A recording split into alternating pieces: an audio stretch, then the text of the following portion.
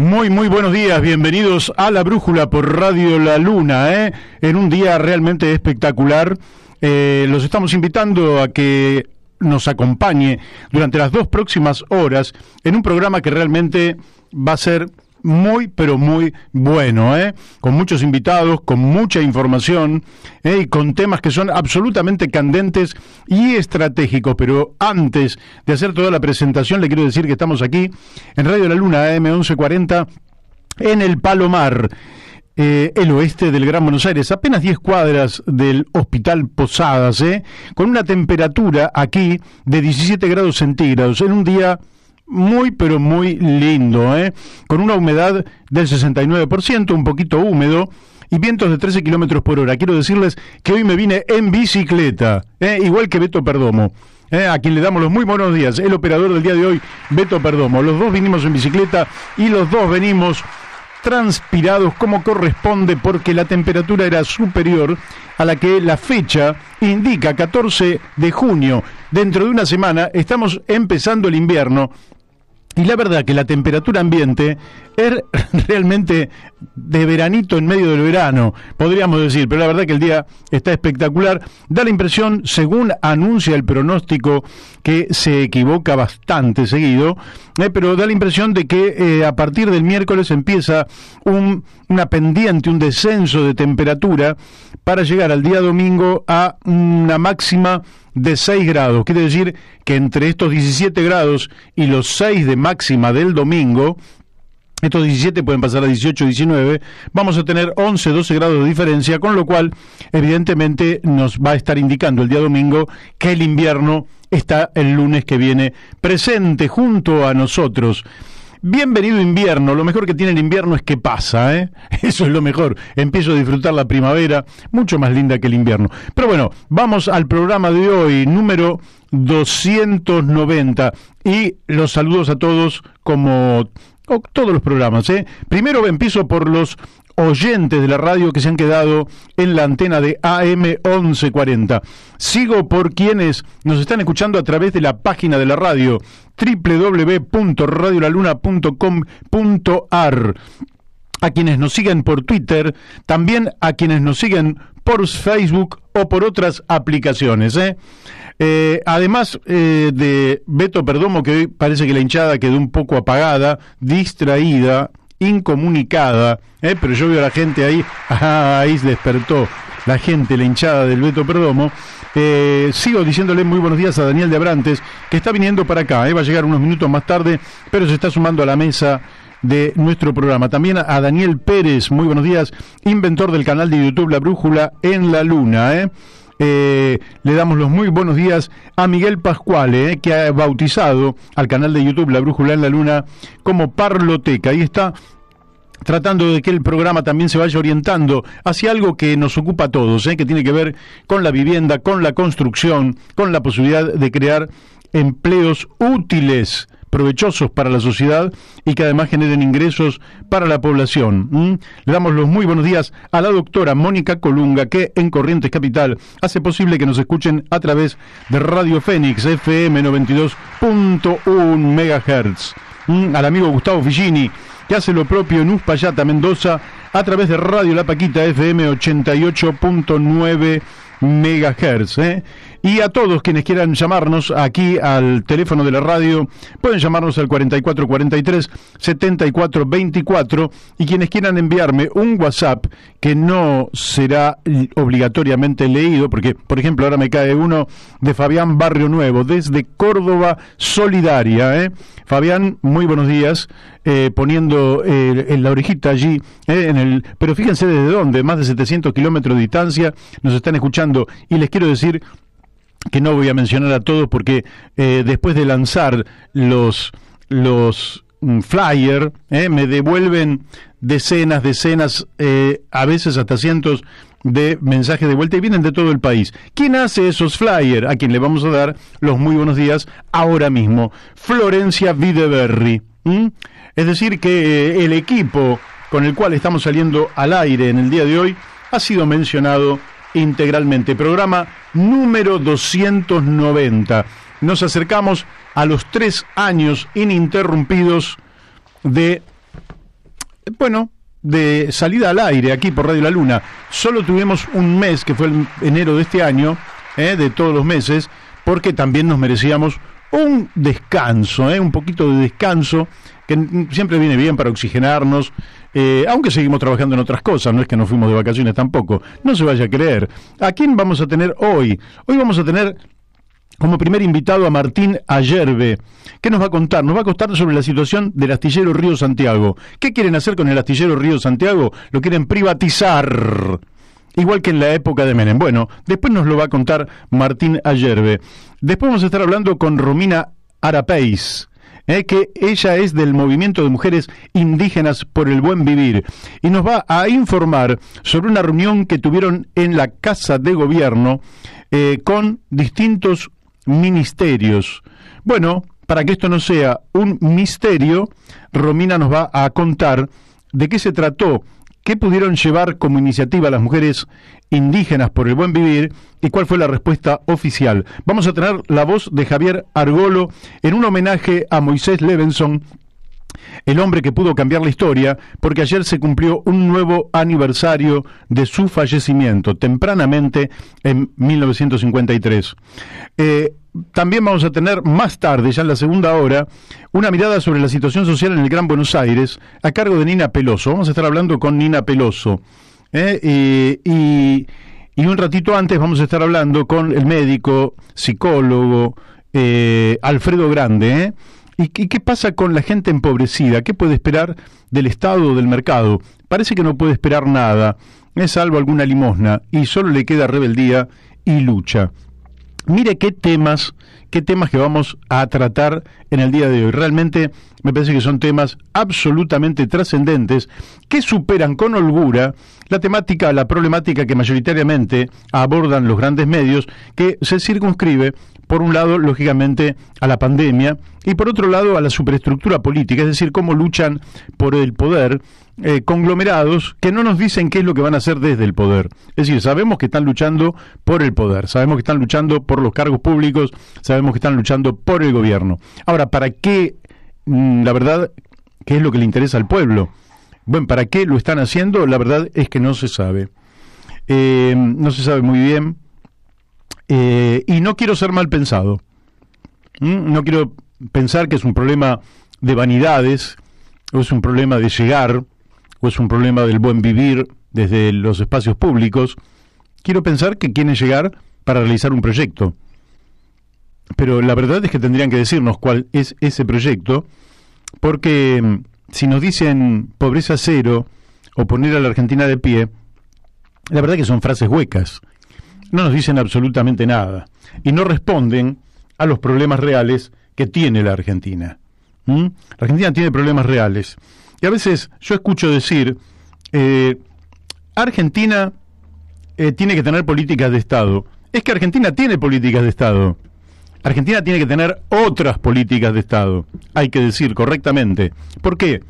Porque la pobreza generalizada, esta pobreza que tan bien mide la Universidad Católica Argentina, a través de Agustín Salvia, que es el que dirige esto desde hace muchísimos años y que nos da cifras confiables, y que nos dice que en el Gran Buenos Aires la pobreza en la niñez y adolescencia llega al 70%, no es producto de una desgracia, no es producto de la pandemia, no es producto de una catástrofe natural, es una política de Estado.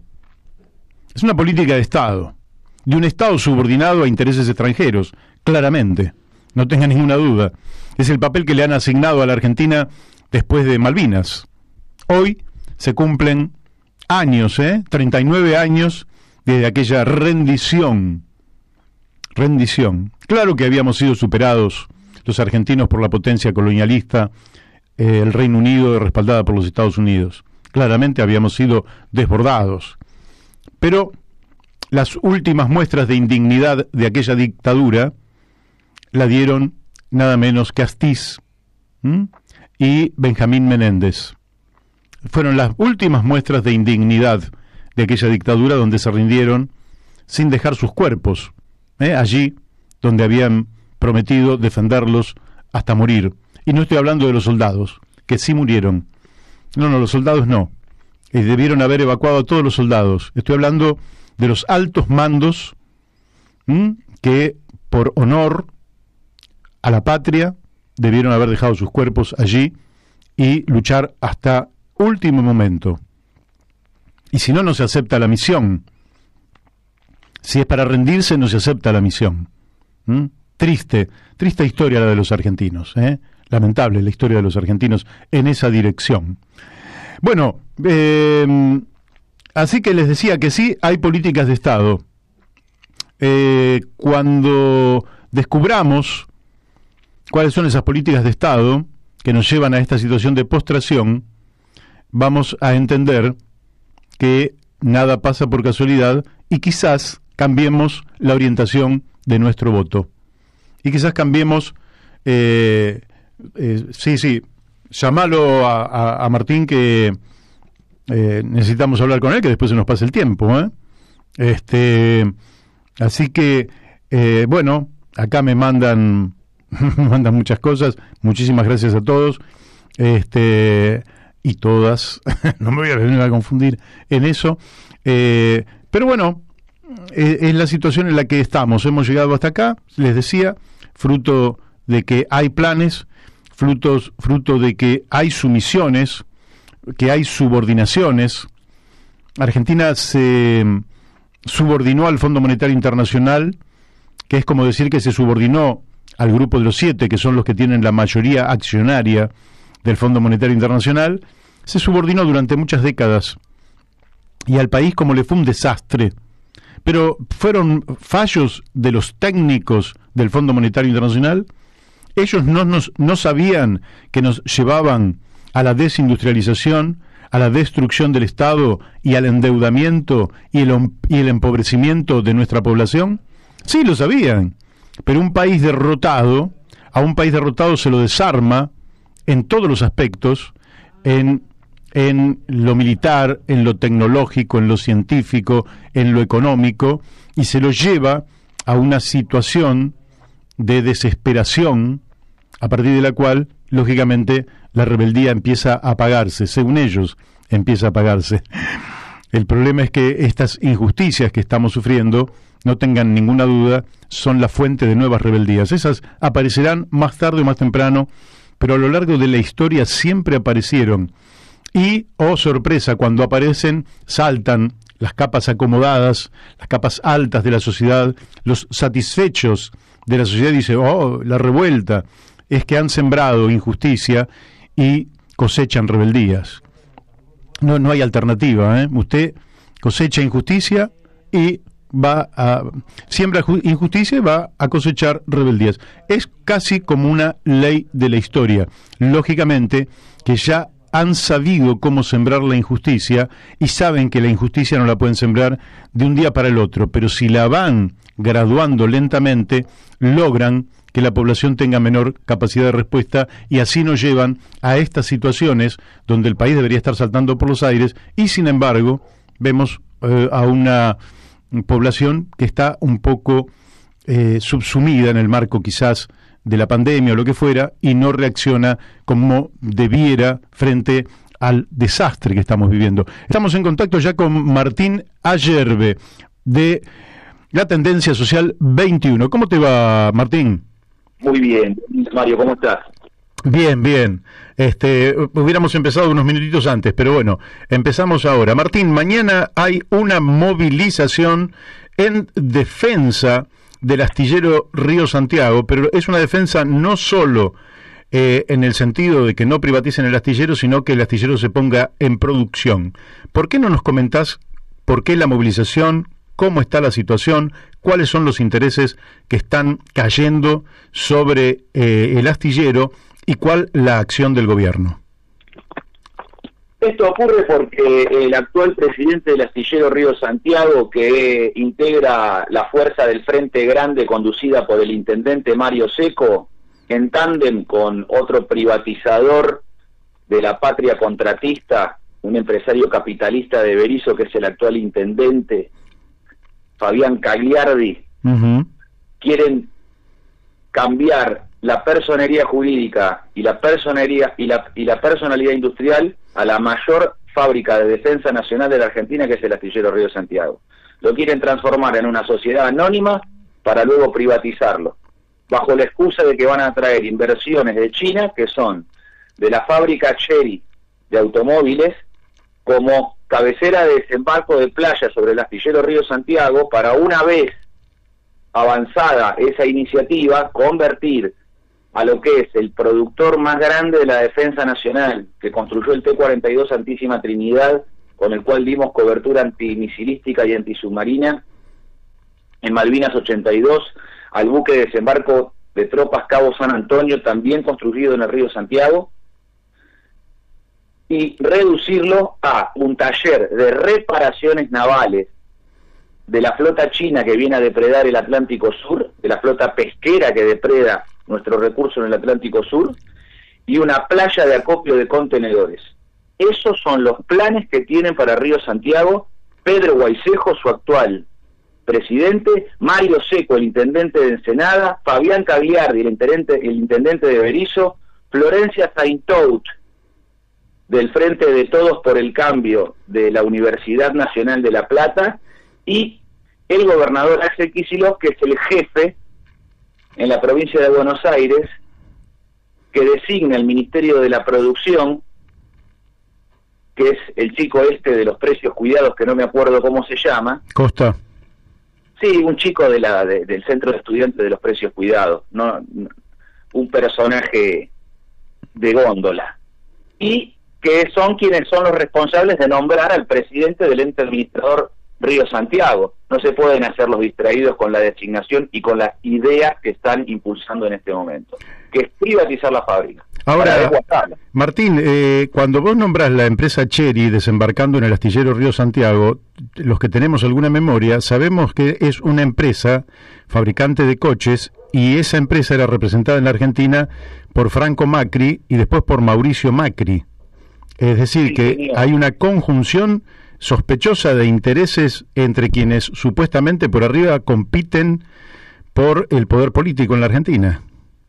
Pero muy claramente, porque la alianza entre liberales y keynesianos cada vez está más a la vista, porque no solamente comparten una idea en común interior al capitalismo, la división internacional del trabajo y la dependencia de la Argentina a las potencias extranjeras, porque esa gobernabilidad la pactan en la embajada norteamericana. Vos fijate que creo que ya está de viaje el presidente de la Nación para reunirse con el presidente de Estados Unidos. Creo que el presidente de la Nación Argentina ya está de viaje para reunirse, o lo hacía esta semana, con el presidente de los Estados Unidos, para dejar al jefe de gabinete, Alberto Fernández de Kirchner, en la administración de la colonia.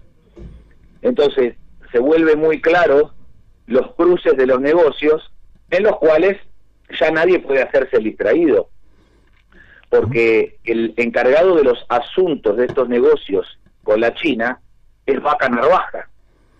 Sí. Es increíble, ¿no? Es increíble que un apellido tan vinculado en los 60, 70 a lo que fue Montoneros, hoy esté cumpliendo este rol. Bueno, algunos se sorprenden, nosotros no. Algunos se sorprenden, nosotros no, porque los intentos de privatización vienen de larga data. Recordá que cuando Ángel Cadelli estaba como vicepresidente del Astillero Río Santiago, para lo cual validó su mandato frente a la Asamblea de los Trabajadores. Así es. El presidente de Río Santiago, designado por Felipe Sojá, el ex ministro de Agricultura de Menem y gobernador de la provincia de Buenos Aires en ese momento. Canciller ahora. Ahora canciller, en este momento, que por supuesto está plenamente involucrado con estos negocios con Chery y con las multinacionales de los granos, porque es él el que permitió, a través de su política en la década del 90, dos cosas, que son el ingreso de los eventos genéticos que cambiaron el modo de producción en la pampa húmeda, en la zona núcleo, a través de una semilla extranjera, un fertilizante extranjero y un herbicida extranjero, patentados por compañías multinacionales a los cuales hay que pagarles derechos royalties, pero además nos rocían con 500 millones de litros de agente naranja, el mismo defoliante que utilizaron en la guerra de Vietnam, lo utilizan para cultivar en la Argentina, y el Festival de Licencias Pesqueras, con el cual pasamos de 300.000 toneladas de pescado legal extraídas en el Atlántico Sur por año a 1,5 millones de toneladas para el final de su gestión.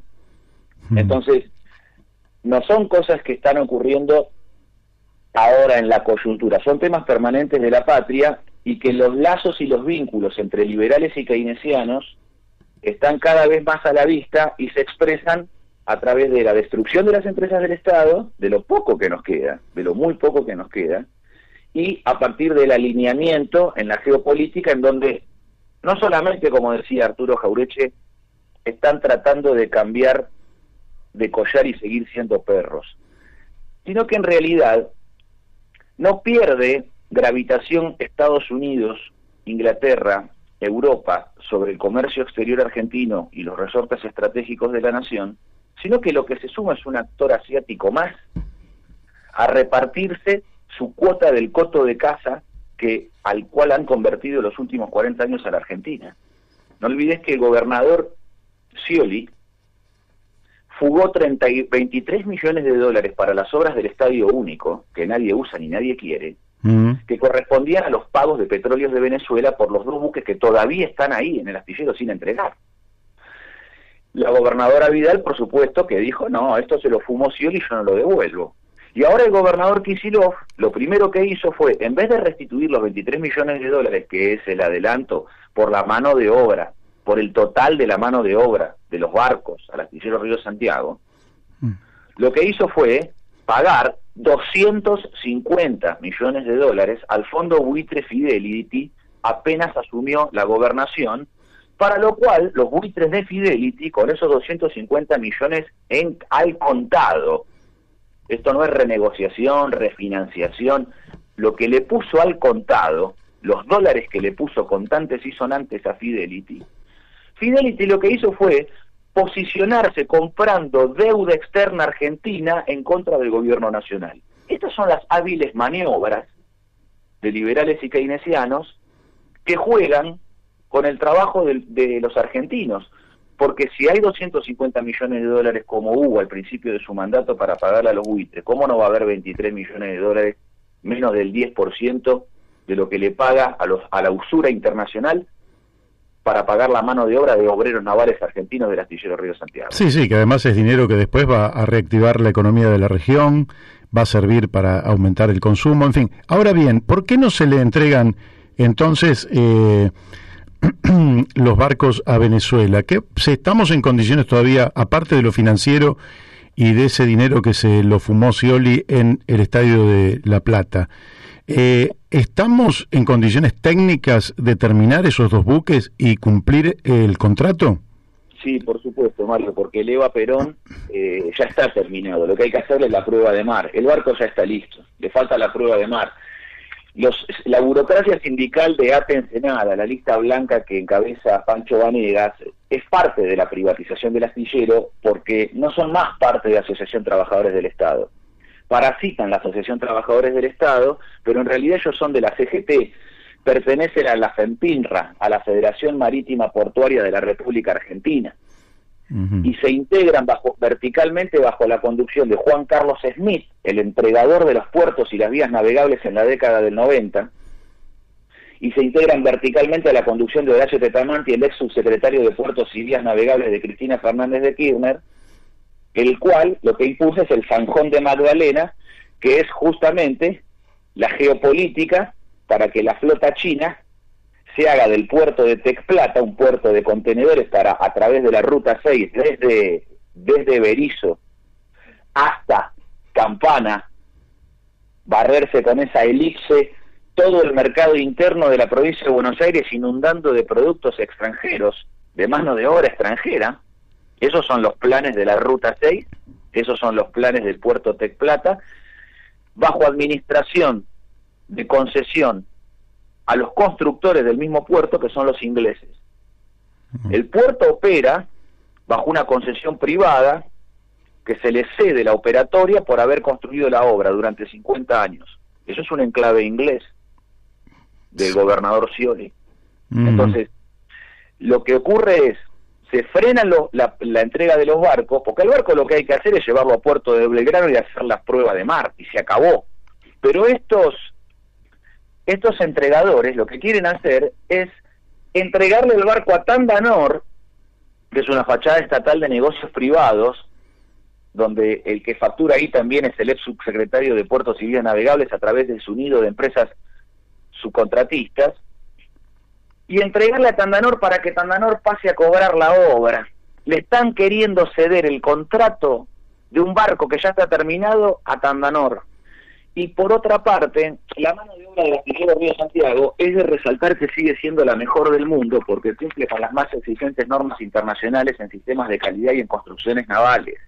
El problema no es técnica, el problema no es de la masa obrera, el problema no es de los trabajadores, no es laboral, no es técnico. El problema es estrictamente político. Están vaciando el astillero, mientras todos están trabajando, el astillero está paralizado, no se convoca a la gente a trabajar. Y con esto ablandan a la tropa, ablandan el laburo, destruyen la continuidad laboral que es necesaria en los oficios, porque todos lo sabemos, si vos dejas de soldar, vas perdiendo calificación, si vos dejas de tornear, vas perdiendo práctica. Esto es así, en el fútbol también ocurre lo mismo. Claro, cualquiera de los oyentes, de nuestros queridos compañeros que están escuchando el programa de Radio La Luna, saben que los que laburamos en oficios manuales, necesitamos el ejercicio permanente, no hay nada más terrible que estar desocupado. Entonces, sí, claro, hay una desocupación forzada de la mano de obra del astillero Río Santiago, que la tienen frenada y quietita y no la dejan entrar bajo la excusa de la pandemia, porque acá no vengan a decir de que es para cuidar a la gente, porque en Rosario y en Santa Fe el comercio exterior está operando a pleno, no se ha detenido nada, no han frenado nada, estamos en 140 millones de toneladas por año, camino a la cosecha récord que establece este propio gobierno con el Ministerio de Agricultura, que no se diferencia en absolutamente nada con el gobierno anterior. La resolución 216 del 2020 proyecta 200 millones de toneladas de exportación para el año 2030. Por eso es que en función de ello China y las empresas que dominan nuestro comercio exterior con sede en Estados Unidos y Europa promueven el dragado y el ensanchamiento del río Paraná a fin de intensificar la circulación y el poder de carga, pasando de 600 contenedores por tren de 12 barcazas actualmente, con 22, 32 pies de calado, a 3.600 contenedores por buque de 38 y 40 pies de calado para el puerto de La Plata en el Canal Magdalena, y en el Río de la Plata elevar de 3.600 contenedores por buque a 8.000 contenedores. Estos son los buques, los megabuques, de 400 metros de largo por 60 de ancho, post-Panamá, con 45 o 47 pies de calado. Lo que se promueve cambiar es la dimensión de los medios y continuar con los topping off y los aliges, aumentando el poder de tráfico, bajando el costo por unidad de carga a favor de la multinacional. Esto además son los documentos que da Pedro Guasiejo. Martín, el tiempo se nos fue y estamos con la próxima invitada ya ahí al teléfono. Repetinos, y vas a venir un día acá a la radio y vamos a charlar con más tranquilidad. Decime mañana entonces a qué hora es la movilización, dónde se encuentran y bueno, ya se sabe que es la defensa del astillero Río Santiago lo que está en juego.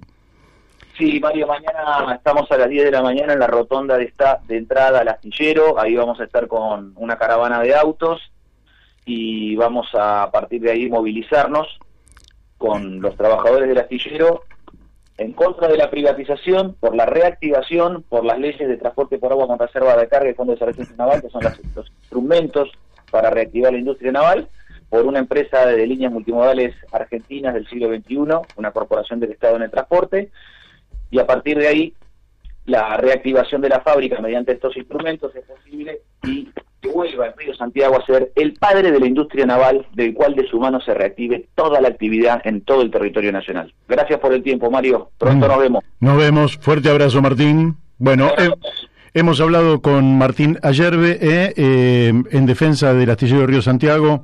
Hay una cantidad muy grande de organizaciones y que bueno, las vamos a mencionar mientras esperamos el próximo llamado, pero en defensa del astillero Río Santiago está el Frente para la Soberanía, ¿m? La agrupación Azul y Blanca, ¿m? El Foro Naval Argentino, ADN Argentino, ATE, la lista verde y blanca, agrupación 2 de abril, el Club Astilleros Río Santiago, Social 21, y hay más organizaciones que están defendiendo ese bien que es parte de lo que no pudieron robarse durante la etapa del gobierno de Carlos, que realmente destruyeron el Estado, y ahí tuvieron un nicho que no pudieron porque los trabajadores estuvieron activos, porque tuvieron un dirigente como Ángel Cadelli que lo hizo posible, y bueno, no pudieron, pero nunca abandonaron la idea de apropiarse de ese bien público que era el astillero Río Santiago. Bueno, ya estamos en contacto con Romina Arapeis. Buenos días, Romina. Hola, buen día. Bueno, hoy queríamos consultarte porque ustedes, mujeres, Movimiento de Mujeres Indígenas por el Buen Vivir, hicieron una extensa marcha desde el sur hasta la Casa de Gobierno. ¿Por qué no nos contás un poco cómo se origina esta marcha, las banderas contra el terricidio? ¿Por qué no nos contás el origen y después avanzamos hacia la reunión que ustedes tuvieron en Casa de Gobierno? Bueno, mirá, te comento primero que lo que hicimos fue una caminata donde hubo dos columnas, una desde el sur y otra que salió desde el norte. Uh-huh. Y las dos confluyeron en Capital con una acción que hicimos el 22 justamente de basta de terricidio. Y un poco nosotros le llamamos una caminata, caminamos para sanar, y planteamos esta caminata justamente porque veíamos como el terricidio, que es el asesinato de todos los elementos de la naturaleza, y también dentro de esos elementos están constituidos por ellos los seres humanos, ¿no? No nos pensamos por fuera de esa naturaleza. Uh-huh. Y también los elementos espirituales, y veíamos cómo todos los sistemas extractivistas que durante la pandemia no es que pararon su accionar y actividad, al contrario, lo profundizaron. Hay muchos problemas por la deforestación, por las mineras. Entonces dijimos, bueno, ¿qué acción podemos hacer más allá de obviamente denunciarlo constantemente, este tipo de situaciones? Y bueno, pensamos en eso, ¿no? Una caminata para sanar y para llevar también esta consigna de basta de terricidio, que el 22 se convirtió en una consigna también a nivel mundial, ¿no? Se hicieron acciones en diferentes ciudades de todo el mundo contra el terricidio. Sí. Y un poco de ahí va surgiendo la primera reunión en Casa de Gobierno el 19 de mayo, y ahora la segunda, que fue el 10 de junio. Contanos, antes de ir a Casa de Gobierno, contanos cuántos días tardaron en hacer esas caminatas. Bueno, las hermanas iban saliendo, ¿no?, a medida que pasaban por los diferentes territorios. Entonces, las que primero salieron el 14 de marzo, y fueron caminando y avanzando y reuniéndose con las demás hermanas. En el camino fueron haciendo asambleas también, invitando, digamos, a no solamente a comunidades, sino a otros colectivos que también planteaban llevar la bandera esta de basta de terricidio. Así que algunas caminaron 2 meses, otras caminaron menos porque los lugares eran más cercanos. Uh-huh. Así que bueno, es un enorme esfuerzo y desde el punto de vista simbólico también muy importante, porque han salido a plantear la defensa de alguien que no tiene voz, que es la vida de los bosques, la vida de la tierra, la vida de todos los bichitos que allí están y que son fundamentales para el desarrollo incluso de nuestra propia vida. Ahora, ustedes llegaron a Casa de Gobierno, ¿cómo las recibieron? ¿Quién las recibió? Bueno, por ahí te cuento, en el primer encuentro estuvimos reunidos con el ministro de Justicia, con la ministra de Género y con la ministra de Seguridad. Un poco en ese momento era para contarles y acercarlos a la situación que traíamos, ¿no? No solamente el basta de terricidio desde la destrucción extractivista de los territorios, sino también en ese mismo contexto como nosotras como mujeres que nos denominamos cuerpos territorios también nos veíamos afectados, ya sea por estos accionarios y por otras cuestiones particulares como son los abusos, las violaciones, los tipos de violencia. Entonces un poco fue traerles estas voces desde nosotras mismas. Entramos en 15 mujeres de diferentes naciones indígenas en ese momento y fuimos contando la situación en cada uno de los aspectos que veíamos más dificultosos y donde teníamos más problemas, ya sea en la cuestión, por ejemplo, de la falta de agua o en las diferentes problemáticas en lo que es educación y los problemas que habíamos tenido durante la pandemia para poder llegar a acceder a alguna cuestión relacionada a desarrollo social, como todo esto había complejizado mucho más la situación de hambre que hay en los territorios, de desnutrición, y a la vez eso no había encontrado un eco en ningún lugar. Entonces fuimos a llevarle un poco el planteo de esta situación. Ya ahora en esta segunda reunión lo que nosotros fuimos a presentar fue un proyecto ya de defensoras territoriales indígenas y un poco nos centramos en contarle de qué se trataba, porque nosotros le explicábamos que no era solamente llevarle la situación que hay en los territorios, sino cómo estamos trabajando en intentar solucionarla y a la vez desde dónde podíamos entender que era importante un respaldo estatal, ¿no? Uh-huh. ¿Qué respuesta recibieron ustedes? Bueno, la respuesta primeramente fue buena, se estuvo viendo los diferentes puntos del proyecto y se creó una mesa de trabajo que es con la que se va a seguir trabajando para, bueno, ver la posibilidad de la implementación, ¿no? Nosotras le planteamos que en nuestros territorios es un trabajo que ya se viene haciendo, pero dificultosamente, sin estructura, ¿no? Desde lo que se va pudiendo hacer, cada mujer desde el movimiento atiende las necesidades de sus comunidades y también de otras mujeres, ya sea por falta de agua, por situación de desalojo, por situaciones de violencia de género. Entonces vamos trabajando como podemos y bueno, la idea es poder en esta mesa de trabajo concretar cuestiones más técnicas de esta figura que le llevamos en el proyecto. ¿Ustedes tienen idea de el costo económico del proyecto? Porque yo calculo que debe ser muy poquita plata para el Estado Nacional.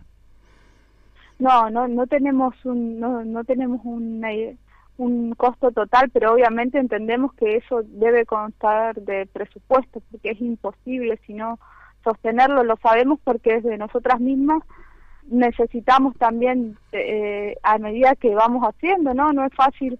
No todo el mundo tiene para hacer llamadas, no todo el mundo tiene internet, entonces esos son todos elementos que vamos a ir necesitando. No todo el mundo tiene una computadora, un celular, y facilitar eso en dos territorios es muy necesario. Entonces sabemos que va a tener un costo, no tenemos un presupuesto total, pero sí planteamos que va a haber necesidad de que haya presupuesto, no alcanza solo con que se acepte la figura y forme parte, digamos, de lo que es el Ministerio de Justicia, sino que va a tener que tener un presupuesto claramente para que además pueda transformar la realidad y no quede solamente en intenciones, ¿no? Claro. Ahora, ahí los gobiernos de los últimos años han defendido actividades que son verdaderos terricidios, como dicen ustedes, que van desde la minería a cielo abierto, el fracking, por ejemplo, la rotura de la roca para la extracción de gas y de petróleo, una agricultura basada en agrotóxicos, que también elimina prácticamente buena parte de la biodiversidad, la destrucción de amplias franjas de bosques, la contaminación de las aguas, y eso es por la avaricia de grandes empresas que en general ejercen lobby sobre los gobiernos y sobre el poder político. Ustedes son parte de los que resisten ese modelo. ¿Tienen confianza en que van a lograr que el Estado les dé los instrumentos para que ustedes puedan defender de mejor forma la vida sobre el territorio? Mirá, nosotros también cuando salimos en esta caminata planteamos figuras que nos parecen fundamentales desde la justicia, que son que se consideren estos crímenes y delitos de lesa naturaleza y de lesa humanidad, ¿no? Y pensábamos que era fundamental esta figura porque si bien por ahí se debaten, por ejemplo, nuevas concesiones o no darlas, nunca hay un real castigo después, porque en muchos casos después de la destrucción es muy difícil recomponer o a veces imposible esos, no solamente la montaña, sino esos espíritus que contienen para nosotros esos diferentes elementos que los demás personas pueden llamar de la naturaleza, pero un río, una montaña, una isla tiene su propia espiritualidad y al destruirse también destruimos esos ecosistemas espirituales. Entonces una de las cosas que nosotros planteamos en la caminata es que se revea estas dos figuras. También pensamos que cuando hablamos de terricidio tampoco tiene solamente que ver con estos sistemas, sino también con las mismas personas, ¿no? Muchas veces estas empresas terricidas tenemos denuncias de muchas hermanas que tienen que ver con los casos de violación, de violación a niñas. Entonces nosotras nos vemos afectadas en todo nuestro cotidiano, ¿no? Y nuestra forma de vida. Entonces no sé si nos van a permitir o van a querer, pero para eso es para lo que trabajamos.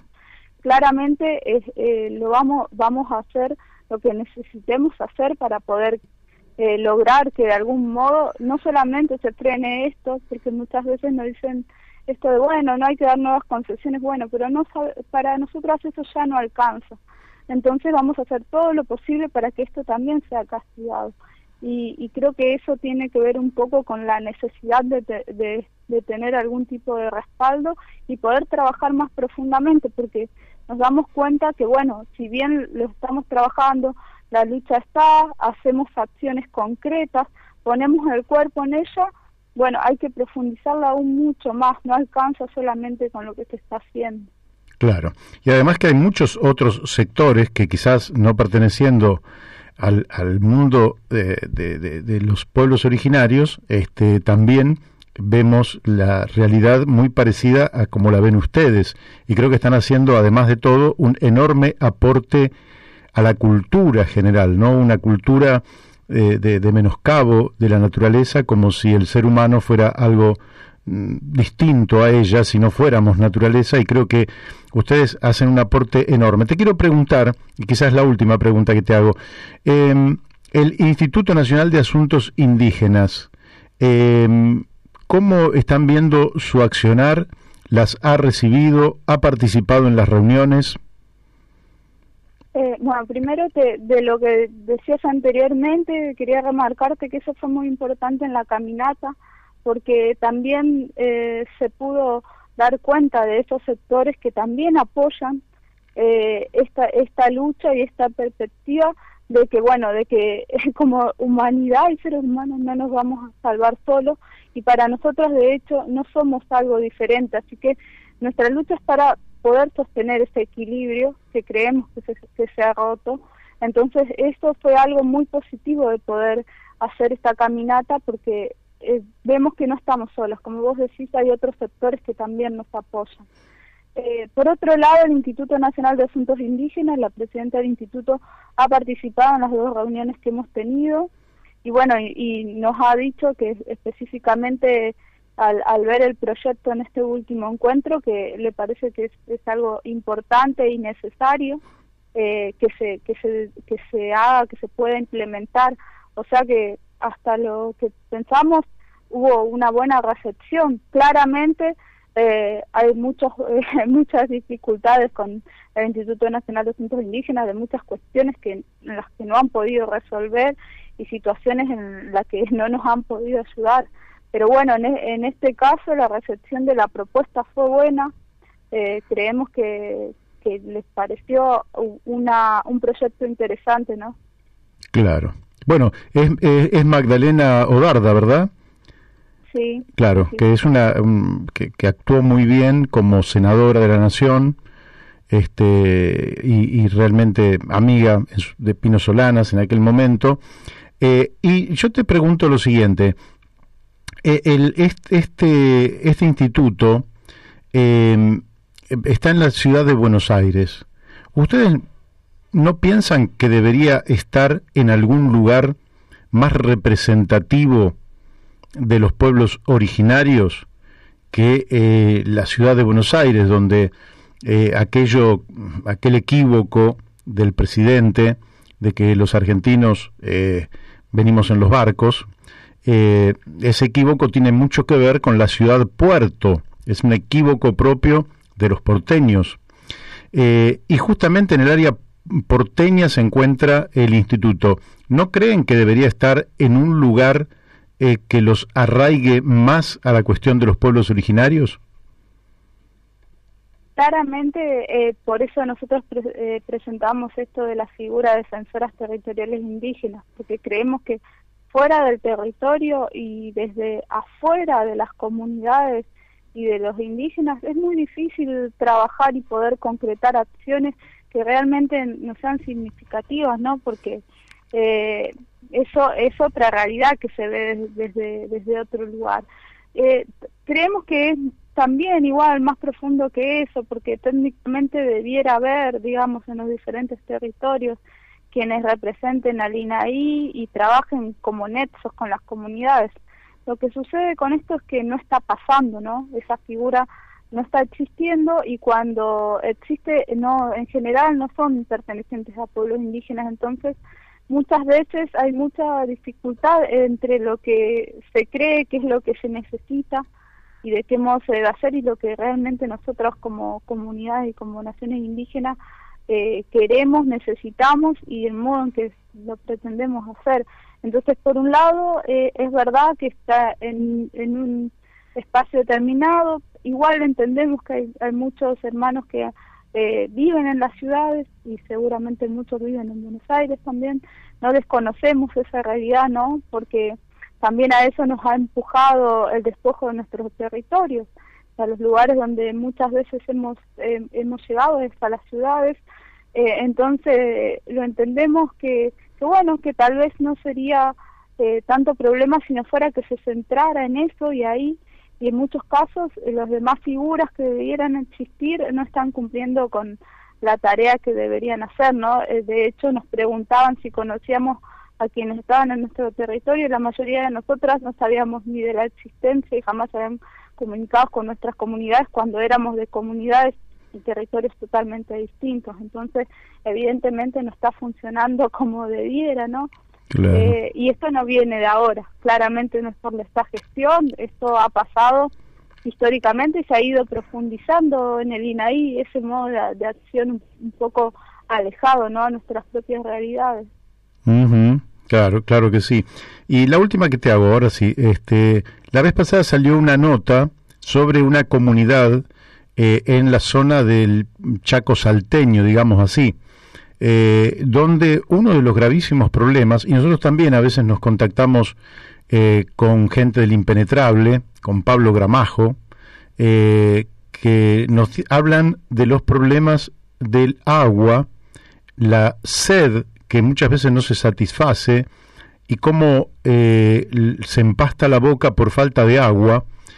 Y realmente nos dolió muchísimo escuchar algo así, porque nos parece que no solo es un derecho inalienable, y somos agua en alguna medida, los seres biológicamente vivos, pero pensar que algo tan sencillo de dar respuesta no tiene solución. ¿Qué es lo que está pasando cuando uno tiene que escuchar que hay sed en niños, adolescentes, mayores de pueblos originarios? ¿Cómo se trata el reclamo para que eso se resuelva de inmediato a través de los recursos, lógicamente con los que cuenta el Estado, que son técnicamente muy sencillos para poder darle una solución?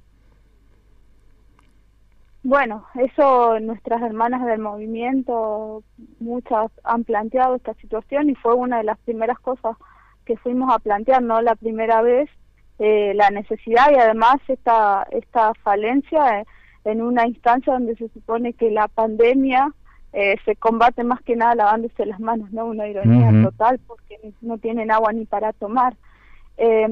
Y en muchos casos las situaciones pueden ser más fáciles de resolver, a veces no está tan alejado de un lugar donde se pueda tirar algún caño, ¿no?, para acercar el agua, y en otras instancias es más complejo. Pero sin duda es la primera situación que deberían tratar de subsanar, y nosotros se los estuvimos remarcando. También es una situación que las hermanas cuentan, está muy relacionado a las enfermedades que se producen, ¿no? Porque a veces cuando llega el agua no está en las mejores condiciones y está de un color muy oscuro, y eso provoca que cuando lo toman les dé diarrea, entonces se deshidratan, realmente empeora la situación de la sed, ¿no?, de ese tipo de agua que es al que pueden acceder, y la verdad es que pensamos que es algo fundamental y que no se está trabajando en eso. Creemos que es una gran falencia de lo que se debería empezar a trabajar en muchos lugares. Salta, Chaco, Formosa, son lugares donde fundamentalmente falta muchísimo el agua. Y pensamos eso, que hay que empezar a trabajarlo, que nadie se ha tomado realmente, y es verdad que por ahí muchas veces nos plantean que a los gobiernos, las provincias, al tener gobiernos federales, bueno, hay cuestiones en las que no se pueden inmiscuir. Nosotros pensamos que hay cuestiones que son básicas y desde el gobierno nacional deben hacer algo, ¿no? Me parece que esto ya no puede seguir siendo una excusa de que no se pueden inmiscuir en las políticas locales. Claramente. Creo que hay cosas que son exigencias que las hermanas vienen haciendo hace años y no es nada nuevo, ¿no? También nos han contado de que muchas veces llevan camiones con agua, pero las hermanas no tienen en qué cargar el agua, y ahí es cuando en muchos casos utilizan los bidones de glifosato, porque es el único recipiente grande que pueden conseguir ahí en el monte. Entonces nos parece terrible esa situación y seguir sosteniéndola, ¿no? Eso le planteamos, la realidad de muchos nos dicen que salimos a caminar en plena pandemia, y queremos decirle a esas personas que si bien nosotras salimos a caminar, que sepan que ninguna de las mujeres que ha caminado ha tenido ningún síntoma, ni ha tenido COVID cuando ha vuelto a sus territorios. Entonces, saber que hay problemas y pandemias mucho más grandes que no vienen de ahora y que tal vez no son tan visibles para algunos que viven en ciudades o en otros lugares, pero sí para las hermanas que están en el territorio, y ellas dicen, si vamos a morir acá, mejor salgamos a caminar para ver si podemos vivir diferente, ¿no? Romina Arapeis, muchísimas gracias por tu testimonio y seguimos en contacto para tener una nueva intervención tuya aquí en La Brújula por Radio La Luna. Muchísimas gracias. Bueno, muchas gracias, buena tarde. Bueno, ustedes la han escuchado, Romina Arapeis. Bueno, quiero contarles, y si podemos, que ayer, 13 de junio, se cumplió un nuevo aniversario del fallecimiento de un dirigente radical que murió relativamente joven, a los 46 años, había nacido en 1907 en Bahía Blanca, Moisés Levenson, y fue realmente una personalidad dentro del radicalismo de alto perfil, de enorme proyección, pero que, vaya a saber por qué, cuestión del destino, la vida se le acortó considerablemente. Y Javier Argolo, dirigente de la Unión Cívica Radical de Morón, ayer escribió y publicó un homenaje a Moisés Levenson, el hombre que pudo cambiar la historia. Le he solicitado que nos envíe una grabación y vamos a poner al aire este homenaje a quien fuera un hombre realmente muy, pero muy progresista del radicalismo. Hola Mario, muy buenos días. Como vos sabés, el día 13 realicé un recordatorio sobre Moisés Levenson. Moisés Levenson fue un personaje, una personalidad muy importante del radicalismo, que fue durante mucho tiempo un faro, un ideólogo, un doctrinario, que trató de darle un cariz social a la idea del radicalismo, que se estaba desviando en ese momento, en los años 40, y sus ideas fundamentalmente se basaban en los ideales del nacionalismo económico, de las libertades políticas y de la justicia social. algunos de sus postulados tendrían una gran actualidad hoy en día. Por ejemplo, él se dedicó a combatir la política como servicio personal. Entre otras cosas, podemos decir que su enfoque estuvo muy ligado al tema de la juventud. Su vida no fue muy extensa. Él falleció el 13 de junio de 1953, así que recordábamos este 13 de junio los 68 años de su fallecimiento.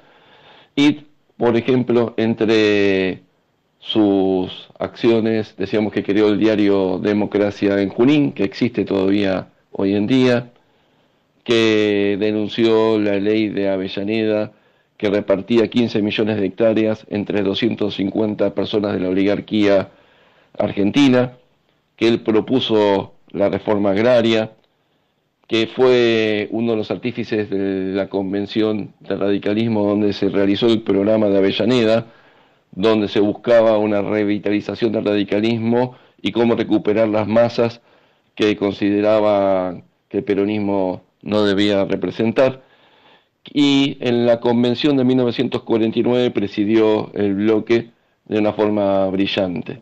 Tenía una magnitud importante, hizo que se relacione, por ejemplo, con Eva Perón, con Favaloro, creó el MIR, y sufrió varias veces encarcelamiento por parte de Perón, y su salud endeble más las condiciones de encarcelamiento hicieron que falleciera muy joven.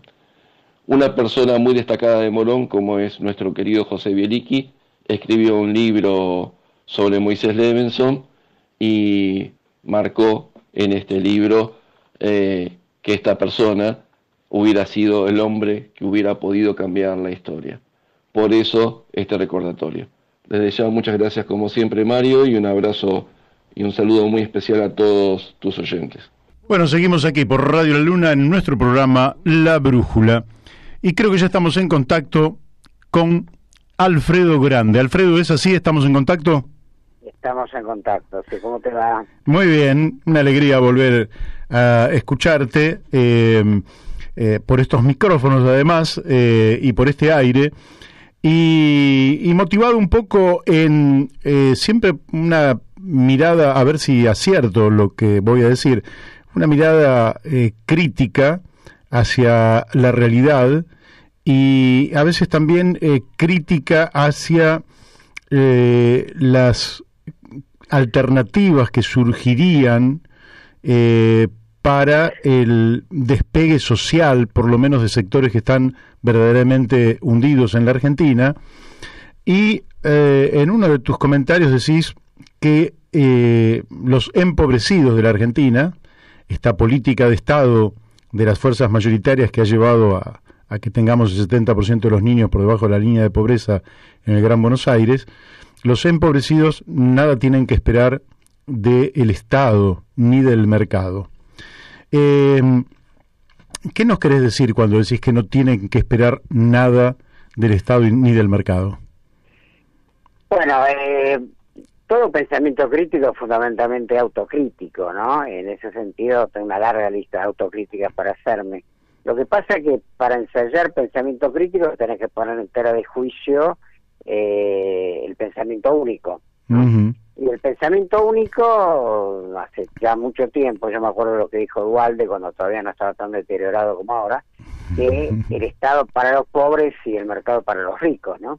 O sea que esa idea de concebir el Estado y el mercado como cuestiones antagónicas, diferentes, me parece que forma parte del pensamiento único y es un pensamiento de derecha.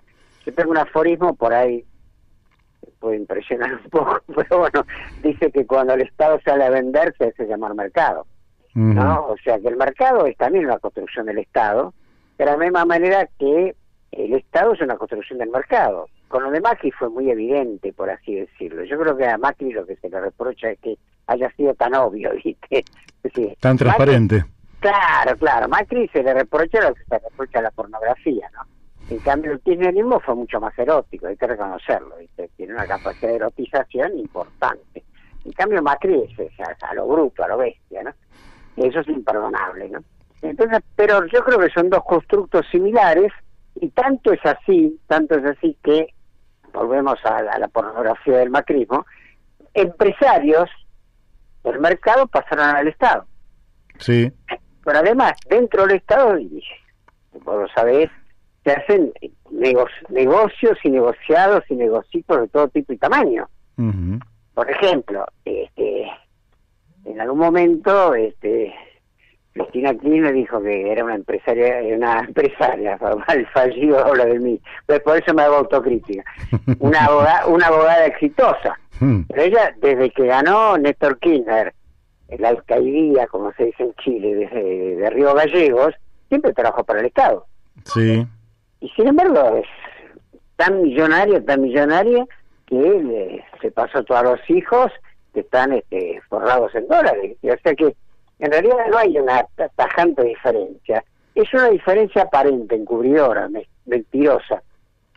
Y entonces realmente esperar de aquellos que originaron el problema que lo solucionen es como miserable. Ponele con el tema del COVID. ¿Por qué en el mundo probablemente? Pero no importa, porque yo salgo poco. ¿Por qué en Argentina estamos como estamos? Porque el sistema de salud usado mucho antes de Macri. Sí. Mucho antes de Macri. Yo lo viví cuando era jefe de consultores externos en el Hospital de Clínicas. Cómo se iba vaciando el Hospital de Clínicas, iba creciendo Medicus. Uh-huh. Yo en esa época hablaba del Hospital de Clínicus. Porque como los mismos profesionales que no atendían en el clínicas, pues después trabajaban en médicos. Las prepagas, habría que dinamitarlas a todas. No digo fusilarlo a Velocopit, pero bueno, pero por ahí mandarlo al destierro sí. Porque las prepagas, la medicina prepaga, son aseguradoras de salud. No son empresas de medicina, son empresas de seguros. Bueno, ahí tenés otra estafa del pensamiento único. O sea, la medicina prepaga, si aumenta, si no aumenta, pero que no es medicina, son seguros de salud. Claro. Entonces lo que ellos buscan es lo que llama la baja siniestrabilidad, no la salud pública, ni la prevención, ni nada de eso. Por eso estamos como estamos. Es decir, a pesar de todo, esta postura de la pandemia, son proporcionalmente a la población general bajos los contagios y mucho más bajas las muertes. O sea que en realidad el colapso de las camas, de los respiradores, de los equipos de salud, es porque son insuficientes. Claro. Son pocos, o sea, 4 camas, 10 camas, 20 camas. Yo lo pregunté, yo tengo un grupo de médicos en los cuales referencio, porque si no, lo de Robinson Crusoe es un poco difícil. Y realmente me faltan camas, pero ¿cuántas camas tienen? 10, y bueno, no, viejo, con 10 camas no, si tenés 50 te sobra, así no se puede. Entonces yo creo que esto del mercado y el Estado como constructos así diferentes, que se los vende como diferentes, Estado de Bienestar, por ejemplo, también hay un mercado de bienestar.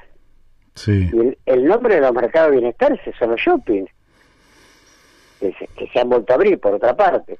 Entonces esta idea de que el bienestar es el Estado, viste, toda esa, que en realidad que yo sepa viene de la posguerra, ¿no? Sí, claro. La guerra mundial y todo eso, el plan Marshall y todo felices. Ahora, vos que sos tan socialista, o creo que más socialista que yo, el plan Marshall, ¿por qué se hizo? Fue razones geopolíticas. Claro, fue mirando al este, porque sí, claro. Terminó la guerra, la Unión Soviética había destrozado al Tercer Reich, guarda con eso. Uh-huh. Y además, en su momento Churchill lo dejó avanzar todo lo que pudo, hizo un pacto con Hitler incluso, para parar a los rojos, ¿viste? O sea que ese negocio le salió bastante mal. Después, claro, reconstruyeron lo que habían destruido, y las grandes empresas norteamericanas, imagínate, ahí eso sí que lo recogieron con pala. Creo que pasó lo mismo en el Líbano y demás, ¿no? Destruyen y después reconstruyen. Sí, es el negocio para la industria armamentista y también para la industria de la reconstrucción, y además geopolíticamente determinan quién y dónde se va a desarrollar y quién y dónde no se van a desarrollar, y nuestro destino en gran medida está marcado justamente por el poder dominante en el mundo. Pero quiero ir un paso atrás. Cuando se habla de pensamiento único, ¿no pensás que habría que decir más vale voz única? Porque el pensamiento único no es un oxímoron. Es decir, totalmente, una contradicción en sí misma. Totalmente. Un pensamiento, si es único, no es pensamiento. Tal cual, pero es que, claro, me parece que a veces es como el gato con explicaciones que cantaban en el Luthier, ¿no? Yo digo pensamiento único porque tomó lo que está, por así decirlo, ¿no? Yo digo, el pensamiento único es un único pensamiento. Y si es un único pensamiento, es un dogma, no es un pensamiento. Claro. Lo que pasa, que lo que llaman los pensamientos, imagínate lo que es pensar por WhatsApp o por Twitter. Hoy yo en un trabajo puse 4 poderes del Estado: el legislativo, el ejecutivo, el judicial y Twitter. ¿Viste? Realmente Twitter, nadie puede pensar con Twitter, es imposible, ¿viste? Pero tenés toda la razón, claro que es un oxímoron, es decir, pero exitoso, que funciona, eso es lo que me desespera, ¿viste? Y Claro. estas cosas funcionan. Entonces, no sé qué, si Fukuyama se llamaba, no sé, Takayama, bueno, no sé qué, que inventó el fin de la historia, y se compró eso. Y tanto se compró que a Menem le permitió ser 10 años presidente. Sí. 10 años presidente. 10 y Yo creo que medio. bueno, 10 y medio, al 7 y medio pago. Y yo creo que no nos hemos recuperado del menemismo. Realmente no nos hemos recuperado del menemismo. Sigue la dictadura cívico-militar, en cierto sentido, pero Menem vino después. Sí. Terminó de hacer los desastres que quedaban, ¿no es cierto? Entonces yo creo que en ese sentido, bueno, volviendo a la pregunta inicial, sí, creo que el Estado y el mercado son la misma moneda, ¿no? Elegí cualquier cara y podés ir de una a otra incluso. Es más, un tipo que ahora no me acuerdo, Atilio López, puede ser, no, Atilio López no, bueno, no me acuerdo, dijo que el Estado es el más, que da más trabajo, es el Estado. Sí. Increíble, o sea, entonces es una empresa, ya no es el Estado, es una empresa que da laburo. Sí, es así, el mayor empleador de la Argentina es el Estado. Y bueno, pero entonces es un mercado, es una bolsa de trabajo. O sea, en vez de hablar de Estado, hablan de bolsa de trabajo. Y da mucho trabajo a muchos. El problema... Esta deformación que tenemos, ¿no te parece que también tiene que ver con los formatos a partir de los cuales se seleccionan a quienes van a ser dirección en el Estado? Me explico de esta manera. Uno habla de peronismo, radicalismo, o cualquier movimiento, socialismo, lo que vos quieras, pero siempre se genera una suerte de aristocracia, una suerte de burocracia política en representación de las grandes corrientes. Y en general esa burocracia es seleccionada no dentro del componente hegemónico de la fuerza, dentro del componente popular de la fuerza, sino en relación a gente, profesionales, industriales, en fin, jefes de laboratorio, lo que fuera, que son adinerados y que tienen capacidad para llevar adelante una campaña electoral. Entonces lo que llega a la representación de esa gente se dice de un color, pero en realidad son todos más o menos del mismo color verde de los dólares. ¿No te parece que es la forma de selección también hace a que el Estado, en lugar de responder al mandato democrático, responda al mandato aristocrático de la oligarquía? Bueno, te diría, sí, pasemos a la próxima pregunta. Pasemos a la próxima. Está bueno. Pero el tema del financiamiento de las campañas electorales. O sea, ¿te acordás de esos donantes truchos que tuvo, como llama la Vidal? Sí. Pero siempre son truchos, ¿viste? Financian, son los sponsors. Sí. Lo único que tendría que hacer el presidente, ¿viste? Como los jugadores de fútbol que se ponen la sigla de las empresas. Sí. Que se ponga un traje con todas las empresas que lo sponsorean. Está bueno eso. Pero sería buenísimo, además, ya que hablan de la transparencia. Bueno, ponete eso, entonces, a este lo sponsorea fulano, a este lo sponsorea otro, y puede haber, ¿viste? Guerra, que yo, por ejemplo, a Biden lo sponsorea Pepsi, a Trump Coca-Cola, y bueno, sí, se van a pelear un poco. Pero el mercado, se reparte el mercado, digamos, no es de fondo. Venenos producen todos, ¿viste? Entonces, creo que en ese sentido... Bueno, pero vos dijiste algo existe mucha cosa interesante, ¿no? Pero yo creo que y vos estás en esa importantísima tarea, ¿no?, de crear algo diferente. Por ejemplo, a ver qué te suena esto, ¿viste? En el preámbulo de la Constitución poner, el pueblo gobierna. El pueblo ¿cómo es el pueblo no gobierna ni decide, ¿no? El pueblo gobierna y decide a pesar de sus representantes. Estaría bueno. El pueblo no delibera ni gobierna, sino a través de sus representantes invertimos...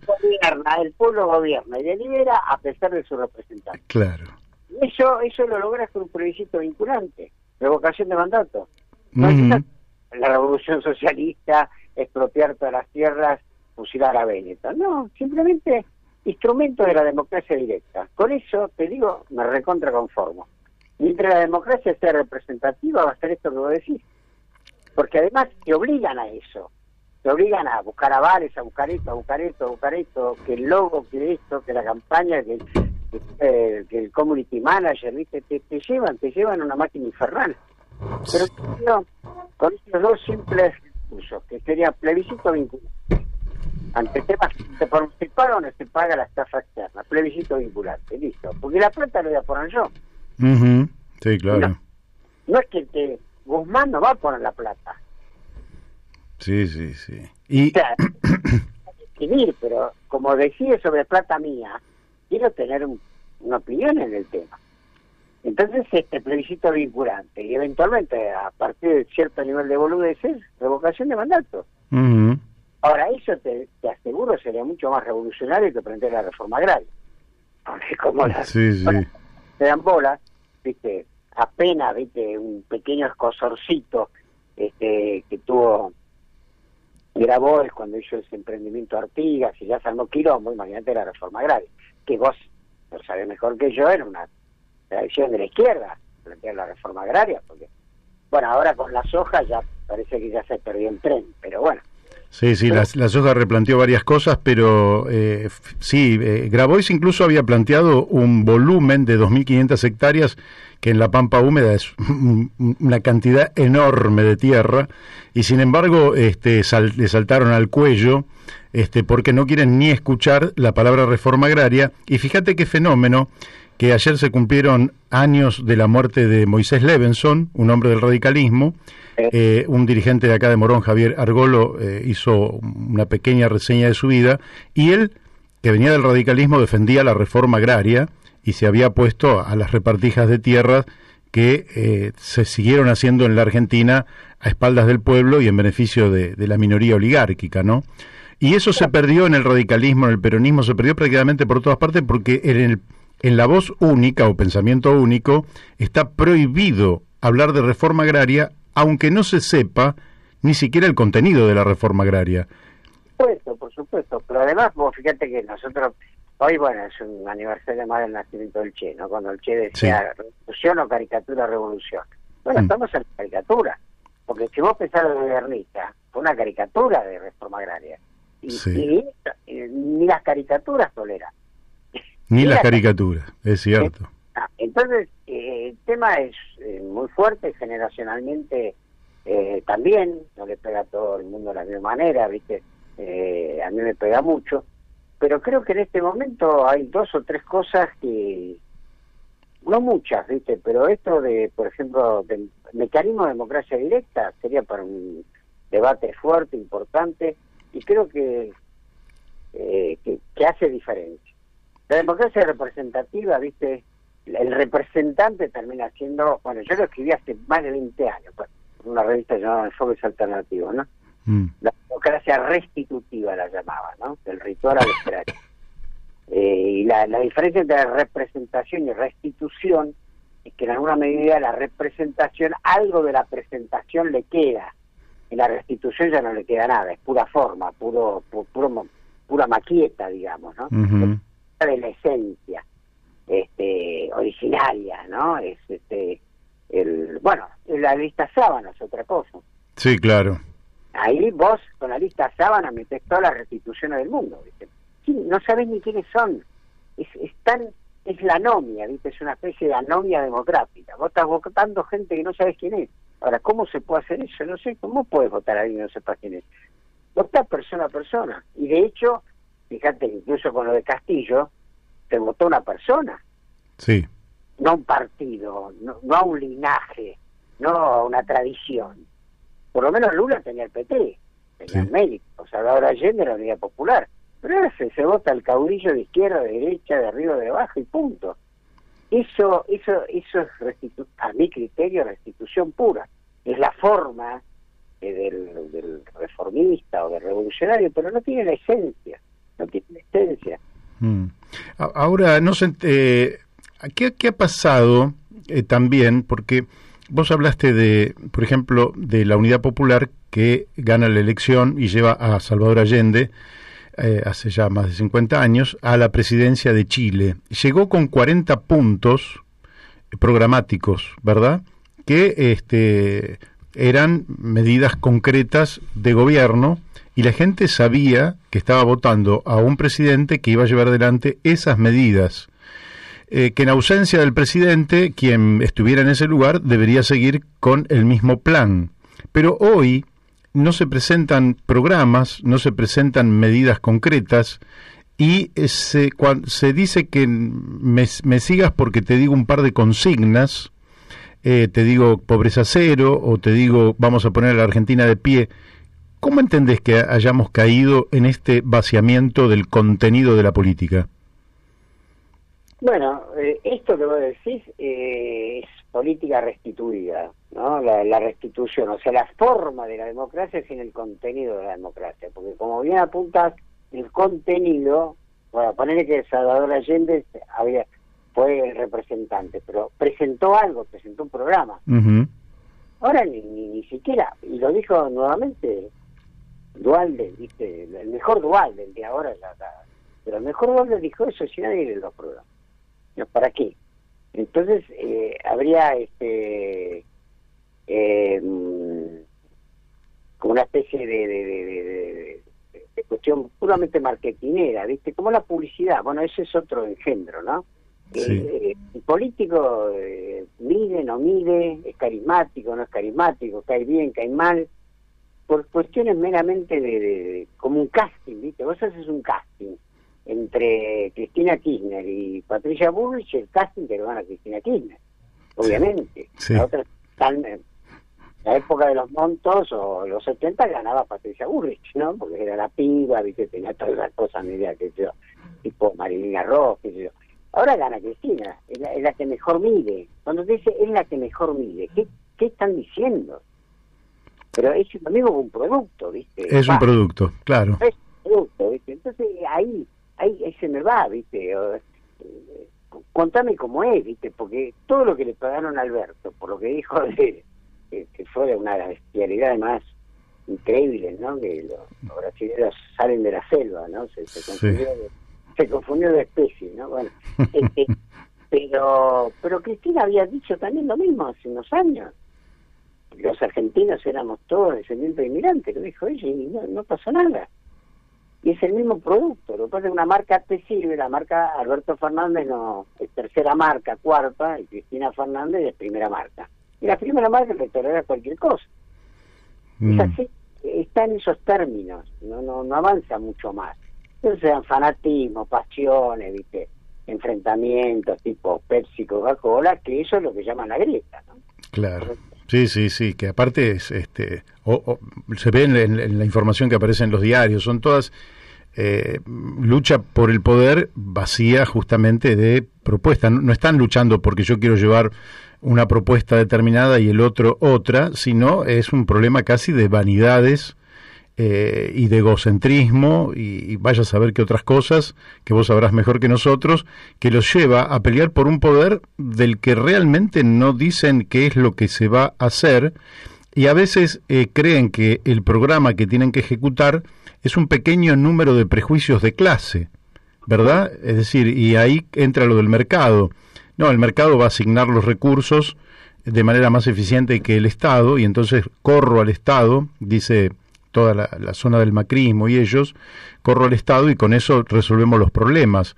Ahora, que una dirigencia a cargo de un país entero de 45 millones de personas diga semejante pavada y encima sean competitivos, la verdad que es para reflexionar profundamente.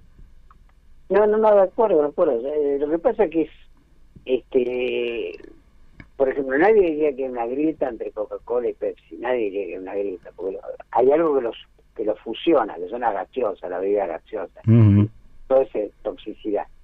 Es decir, confunden las marcas con el producto, en definitiva, ¿no? La marca, qué sé yo, Cambiemos, en un momento triunfó sobre el producto Frente para la Victoria, o no sé. Pero hay otra cosa que es interesante, ¿no? Eso del pensamiento único, ¿no? Vos fíjate que hay una derecha, una izquierda de la derecha, que cree que es izquierda, y en realidad es derecha. Yo tenía un aforismo que decía, el kirchnerismo es la máxima izquierda que tolera el kirchnerismo, ¿no? Ahora, ¿por qué llamar de izquierda algo que es en todo caso el rostro más grato de la derecha? ¿Por qué llamarlo de izquierda? Es de derecha, y realmente tanto Juntos por el Cambio como el Frente de Todos, más todo lo que está pasando dentro del Frente de Todos, son de derecha, porque no van ninguno de los dos, ninguna de las dos marcas van a cambiar la matriz productiva y distributiva del país. Así es. El peronismo tuvo para hacerlo décadas, no la ganada. Mucho tiempo tuvo, ¿no? Bueno, y los conservadores terminaron golpeando la puerta de los cuarteles y ahí se hicieron fascistas. Pero el cambio de fondo de por qué la Argentina sigue siendo saqueada, y entre otras cosas, por ejemplo, la deuda externa, todos pagan. Todos pagan. Entonces no son marcas, la derecha, digamos, o las derechas, si queremos, de la fascista hasta la más de centro, pagan. Acá paga todo el mundo, ¿viste? Entonces, si una izquierda paga, y paga además sin tener en cuenta lo que muchos dicen, la deuda odiosa, por ejemplo, ¿no? Sí. Porque no es que, bueno, pero pagan. Entonces, es imposible en esa matriz de saqueo pensar que se puede hacer algo medianamente útil. Vos trabajás mucho este tema de la renta universal y demás, pero hay que eliminar la matriz de saqueo. Sí, claro, absolutamente. Con esta matriz de saqueo, ¿viste? ¿Qué sé yo? Por ejemplo, toda la indignante, supongo vos también te habrá pasado, yo estuve vomitando 3 días, ¿no? Todo el tema del aporte solidario. Nadie puede decir, si fuera aporte no tendría que ir al Congreso. No es un aporte, es un impuesto, y no le ponen impuesto porque no tiene ni siquiera el valor de llamarlo impuesto, para que no se les asuste. Sí. Un aporte solidario, vaya una ley del Congreso, ¿no es llamativo? Otra contradicción, ¿no? Sí, pero... Porque si es obligatoria y no es un aporte solidario. Pero es tan obvio, pero lo trata el Congreso y lo siguen llamando aporte solidario, y por única vez. Vos vas al IVA a pagar el IVA, no es solidario, no es un aporte, porque te meten la mano en el bolsillo, y siempre. Ahora, lo que no entiendo es por qué los empobrecidos, por eso yo digo empobrecidos y no pobres, porque si pobres también es de derecha, son pobres, no son pobres, los empobrecieron durante generaciones y generaciones. Así es. Alfredo, el tiempo se nos ha ido, pero me gustaría que volviéramos a charlar en algún momento, y me gustaría preguntarle por el papel que juega el miedo en la sociedad, pero eso lo dejamos para otra oportunidad, si te parece. Cuando tú digas, compañero. Bárbaro, bueno, te mandamos un fuerte abrazo. Gracias. Gracias a vos. Bueno, hemos hablado con Alfredo Grande, ustedes lo han escuchado, un pensamiento crítico sobre la realidad que lleva a la reflexión, que eso es lo importante. Lo importante es que se te activen las neuronas, ¿no? Cuando te dicen que una cosa es así, es este cuadrado, y adentro de este cuadrado tenés que vivir, y alguien viene y te dice, no, pero mirá que se puede vivir de otra manera, se puede vivir, no necesariamente adentro de un cubo tenés que vivir, afuera del cubo hay más vida que adentro del cubo, y entonces ahí empezás a ganar en libertad. El problema es y Alfredo es un provocador en este sentido. Claro, y además esto, ¿no? Qué importante es que quienes históricamente criticaron el pensamiento único, no caigan en el pensamiento único. Claro, justamente lo que le decía, porque si es pensamiento único, no es pensamiento.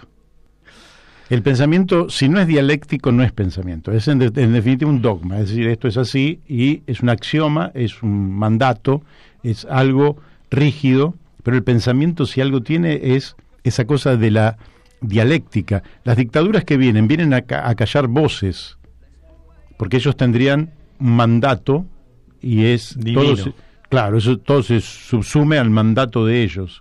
En cambio nosotros creemos que en el debate, en ese intercambio de ideas, es donde se produce el pensamiento. El pensamiento que está dado es un pensamiento muerto. El pensamiento que está es aquel pensamiento dialéctico.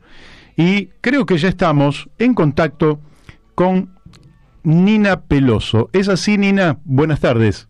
Hola, buenas tardes. ¿Cómo estás, Mario? Bien, muy bien. Contento de haber vuelto a tener contacto contigo después de varios años, y bueno, con una militante del campo del pueblo como es Nina Peloso.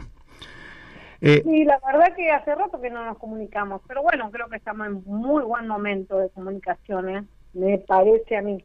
A mí me parece también que sí, porque me parece que algo deberá nacer en la Argentina. Pero antes de ir por ese lado, yo te quería preguntar, vos estás en el Gran Buenos Aires, vivís en Lomas... En el Gran Buenos Aires, en Lomas de Zamora.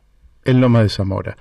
Sí. Me gustaría que nos cuentes cómo estás viviendo la situación social, que vos la palpás directamente. ¿Cómo estás viendo el devenir de las familias empobrecidas de Lomas de Zamora? ¿Cómo estás viendo toda esta situación?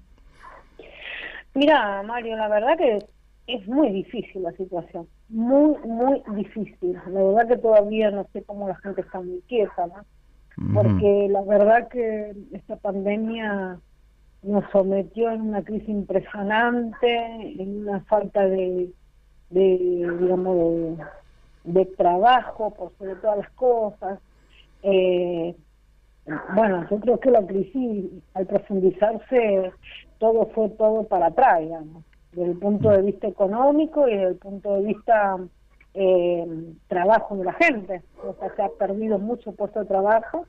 La familia se ha quedado a la deriva, porque bueno, al tener changa nomás, eso también ha desaparecido, siempre y cuando estamos hablando dentro de esta pandemia, que hace 2 años, ¿no? Sí. Y eso hizo una caída muy fuerte en la cuestión económica de una familia, tipo, ¿no? Con 2 hijos, como por decir tu número, pero en realidad en los barrios hay mucho más chicos que de hablar de una familia tipo. Se está viviendo una situación muy desesperante, porque al no poder salir la gente a hacer una changa, es muy desesperante porque no hay ninguna respuesta, no se ha dado respuesta en realidad, por lo que este gobierno ha dicho al principio, bueno, fuente de trabajo, cero inflación, y creo que eso fue lo peor que se pudo haber dicho, porque la verdad que el mango que uno agarra, o sea, en 2 días no te sirve para nada, porque lo que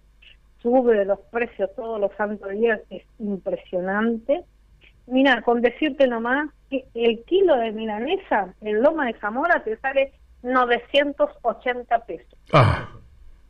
Sí. Así que de ahí partí a talle de leche, partí de no sé, yogur, todos los días. Es imposible estar, digamos, vivir, comer, el hecho de solo comer, ¿no? Comer. Sí, es. Eso es, se ha agravado demasiado la situación, demasiado. Bueno, creo que justo estamos en el invierno ahora, entramos prácticamente ya un paso más y estamos entrando en el invierno, y también es otra situación porque cuando uno no se alimenta bien, no tiene los nutrientes suficientes, hace mucho más frío, es más difícil la situación. Y los precios por las nubes. Es una crisis muy grave, muy profunda. Es una situación desesperante que vive los laburantes para abajo, ¿no? Sí. así estamos. Nina, vos además estás en el área educativa. Sí. Sí. Y lógicamente que el sistema educativo también, con motivo de la pandemia y de la no presencialidad, ha recibido un golpe tremendo. Ahora dicen que el miércoles empezaría la presencialidad en un momento crítico desde el punto de vista de la evolución de la pandemia. Contanos cómo ves el impacto de la ausencia de clases y cómo ves la posibilidad de que este miércoles vuelvan las clases con cierta normalidad. El impacto desde la presencialidad y no presencialidad ha sido tremendo golpazo, toda una generación. Creo que la generación última de 40 a 50 años, creo que son los últimos que quedan como para decir tienen algún tipo de educación, ¿no? Que ha participado de la escuela, que ha ido a la escuela, pero creo que una generación completa ha quedado desamparado absolutamente, porque más allá de que la virtualidad y eso, que todos tuvimos que salir a aprender todo eso, y que cuesta y costó mucho y sigue costando, ese impacto se ve, se nota, y creo que quedó también al desnudo la cantidad de pobres, ¿no? El porcentaje de pobrerío que hay, no era lo que nos venían diciendo, porque ahora se ve, quedó al desnudo de que aquellos que pueden tener conectividad y aquellos que no, están lejos de todo ese sistema. Por lo tanto se ve y es muy impactante eso, es muy complicado eso. Y con respecto a que, bueno, se está convocando para este miércoles nuevamente la presencialidad, en este contexto es muy difícil, porque no solamente el tema de bueno, ir, sí, no tenemos problema en ir, pero la cuestión es que tiene que estar todo abierto a las escuelas, ¿no? Puertas, ventanas, y con este frío polar que justo llega invierno, muy complicado, realmente es muy complicado, y también con eso se ve mucha deserción escolar, porque la verdad que los chicos a veces, no solo porque no tienen conectividad, sino también el tema de que tienen que salir a trabajar el chico, vender algo, hacer algo, porque es todo una situación, no es solamente no voy y me quedo, no. Los chicos se ven mucho en la calle también vendiendo cositas y demás, ¿no? Porque, bueno, por inflación no alcanza el mango, ya así es sencillo. Sí, claro. Así que se ve muy difícil, pero que también la gente no está viendo, ¿no? Alguien no ve salida, porque evidentemente este gobierno como que un lindo discurso, muy bien perfumado, pero la salida en sí no hay ninguna puertita abierta, ninguna luz como para decir, bueno, esto sería una manera de salir, porque mirá que han repartido planes, se están entregando alimentos en todas las escuelas, o sea, las escuelas en realidad se han convertido como una sociedad de fomento. Sí, una distribuidora de alimentos. Exactamente. Y entonces, sí. Bueno, estamos así, pero aún eso no alcanza. Porque se sabe, Mario, eso es comer ahora, pero acá lo que hace falta es que la gente trabaje. Sí. No hay otra cosa. Acá la gente tiene que trabajar, ganársela, saber levantarse, tener una disciplina de vida, porque en realidad después, no trabaja, vive la vida fácil y se termina siendo todo delincuente, porque eso es lo que le conviene a este sistema y a este gobierno, ¿no? Porque después ellos mismos se llenan la boca diciendo que son los delincuentes, pero lo que generan todo eso es el sistema y son las políticas que implementan estos gobiernos. Por lo tanto, eso va a seguir pasando siempre y cuando la gente no tenga una disciplina, una cultura de trabajo, levantarse todos los días a las 3, 4 de la mañana o a las 5, a las 6, lo que fuere, y bueno, va a llegar a la casa, va a estar cansado, por lo tanto no van a tener ganas de andar molestando a nadie. Así que... Sí, hay que recuperar esa cultura que fue en la Argentina la cultura dominante y que va siendo abolida por las malas administraciones y las malas gestiones que destruyen fuentes de trabajo, y la verdad que nos están creando fuentes de empleo y de trabajo, y la verdad es que con todo lo que tiene por hacer la Argentina, habría trabajo no solo para todos los que estamos, sino que deberían venir inmigrantes, pero se hacen mal las cosas. Ustedes, a través del Movimiento Independiente de Jubilados y Desocupados, ¿cómo están viendo la situación de su propia gente? Los jubilados están cada vez peor. No, los jubilados directamente van desapareciendo, así literal. Se va desapareciendo porque no tiene respuesta, porque bueno, los últimos poquitos que tiene, que se ha conseguido con tantos años de trabajo, ¿no? 30, 40 años de trabajo, el sistema no lo respalda, pero ni la cuarta parte, y por el otro lado, que su obra social como es el PAMI, lo poquito que tenía ya se lo quitó, porque era el bolsón del programa Pro Bienestar. Por lo tanto, hoy ya hace 2 años, 3 ya prácticamente no los tiene. Entonces le dan migaja como si fuera, como por ejemplo, el valor del bolsón, que sería 1.200 pesos. Claro. Pero si yo te estoy diciendo que el kilo de milanesa te sale 9.80, imagínate con 1.500 pesos que puedes llegar a comer. Sí, sí. Así que bueno, eso el tema de jubilado está totalmente desamparado, no existen, ¿no?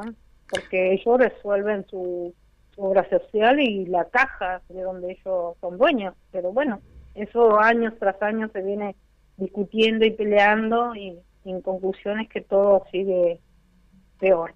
No voy a decir igual, pero peor sí. Sí, claro. Ahora te cambio un poquito de tema.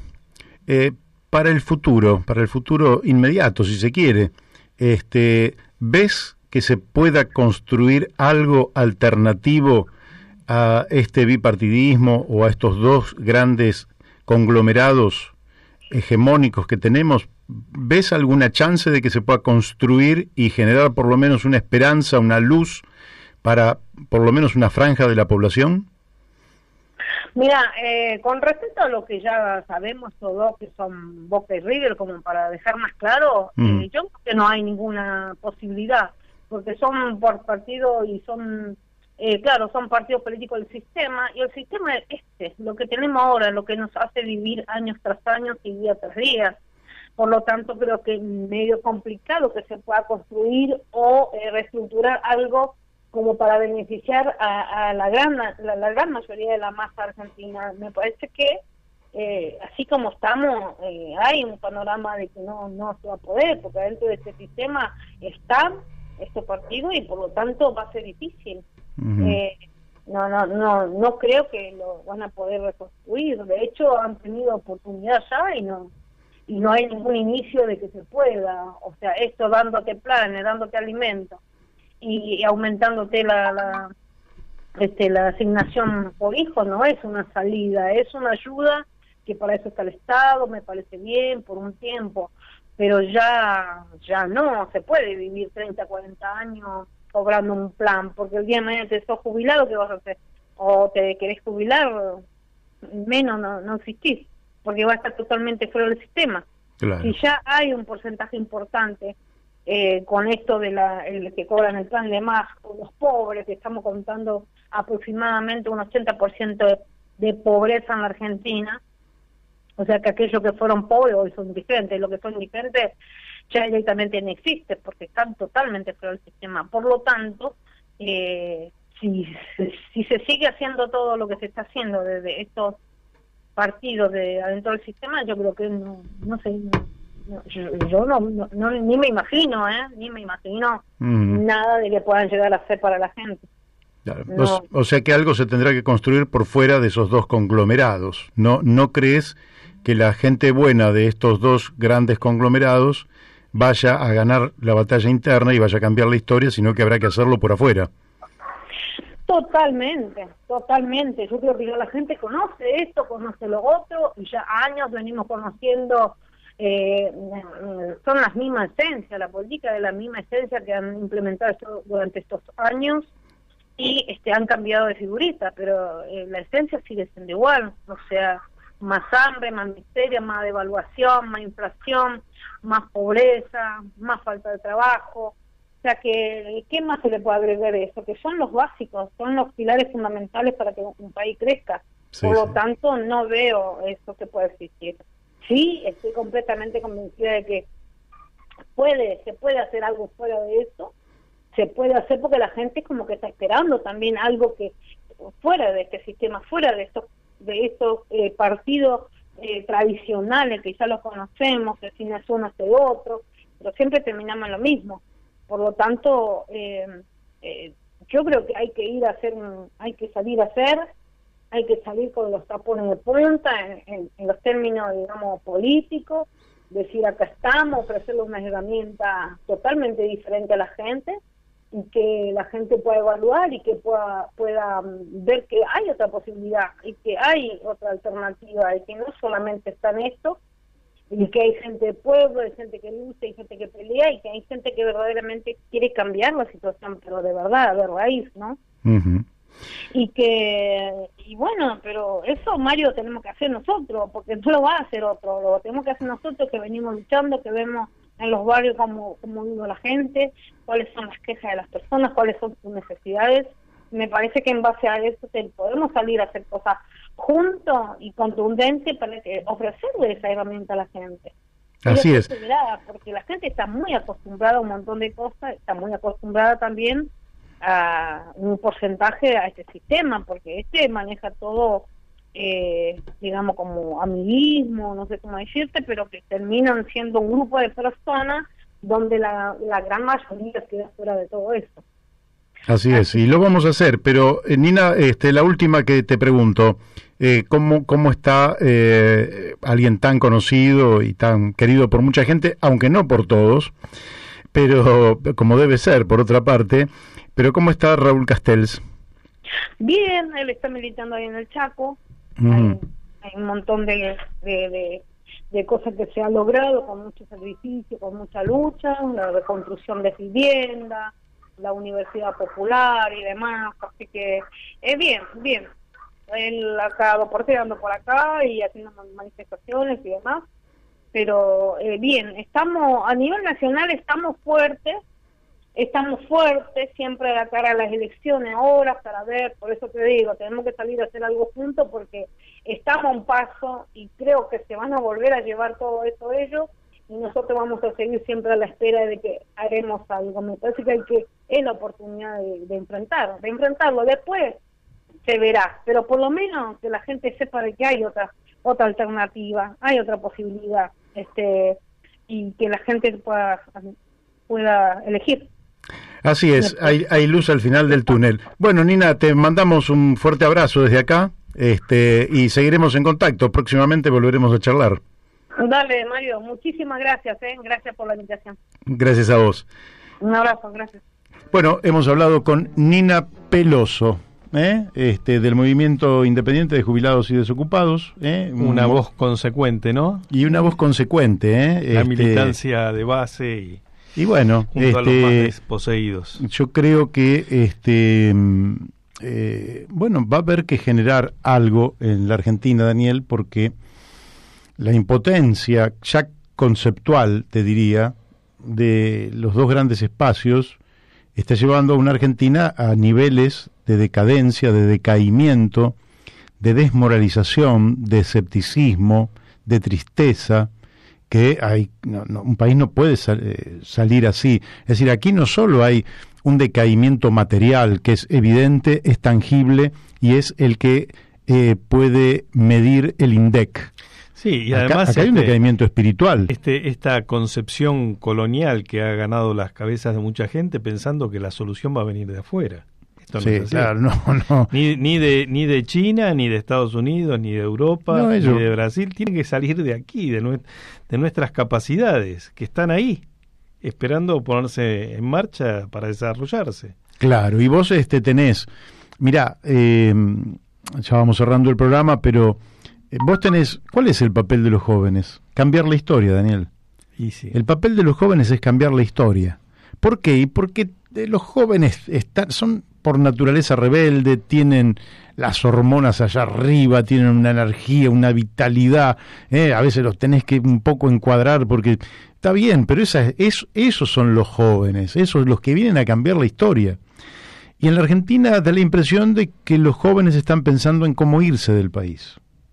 Los jóvenes están pensando que este país no les da futuro, que este país está apropiado por una burocracia económica, por una burocracia política, por una burocracia dueña de la tierra, y que en definitiva no le da chances. Y eso es lo que hay que cambiar. Hay que cambiar. Ahora, no hay que derrumbarse moralmente. Lo que hay que hacer es decir, voy a cambiar. Por lo menos saber a quién no se va a votar. Empezar a aprender a quién no se va a votar. Y lógicamente, después elegir, qué sé yo, hay quienes elegirán una cosa, otra, y los sistemas se desordenan y se vuelven a ordenar. Pero por lo menos, como dijo el Papa Francisco, hagan lío. Claro. No se queden votando lo mismo disciplinadamente, ordenadamente, para seguir realmente a un cadalso que nos están llevando, que es realmente catastrófico. Y la oportunidad es muy grande para que la Argentina salga a flote, y las medidas son muy concretas. Yo no sé si las ignoran o no los que gobiernan. Lo que observo es que no las aplican. Y ya a esta altura tampoco tengo ganas de decirles qué es lo que hay que hacer, porque los veo incapacitados de hacerlo. Pero hay cosas que se pueden hacer. En la Argentina se pueden hacer cosas de manera tal que el país quiebre esta curva de decadencia, rebote, y entremos a una Argentina justa, una Argentina próspera, una Argentina moderna, una Argentina soberana, una Argentina dueña de su destino, y que lo puede hacer. No es que sea fácil o difícil, lo puede hacer, y los resultados pueden estar en corto plazo, porque nos hemos caído tanto que un simple rebote nos va a levantar, por lo menos en los primeros 4 o 5 años, a velocidades insólitas. Y eso no va a venir, como dice Daniel, no va a venir de afuera. Eso es la movilización de nuestros propios recursos, de nuestra propia humanidad, de elevar a la condición de cuestión sagrada el trabajo, el esfuerzo, la dedicación, el estudio, el invertir aquí, no llevarse la plata afuera, no andar lloriqueando teniendo millones y llevarse los millones afuera, no, invirtiendo aquí. Pero para eso hay que tomar unas cuantas medidas. Esas medidas felizmente están estudiadas y algún día se han de aplicar. En otro programa seguramente podemos dedicarnos a decir cuáles son esas medidas, pero hoy se nos ha ido el tiempo, Daniel. Bien, muy bien. Bueno, se nos ha ido el tiempo, pero por hoy nada más, Al día le quedan 10 horas por delante, y apenas dentro de 22 horas, nosotros mañana a las 12 del mediodía nos estamos encontrando de nuevo aquí, en La Luna, AM 1140, para escuchar que este programa, La Brújula, 5 invitados tuvimos hoy, mucho para reflexionar, mucho para meditar, mucho para inventar hacia adelante, y mañana vamos a tener también otros invitados interesantísimos para abordar estas cuestiones que son estratégicas para que la Argentina salga adelante. Les damos un chau y hasta mañana. Hasta mañana.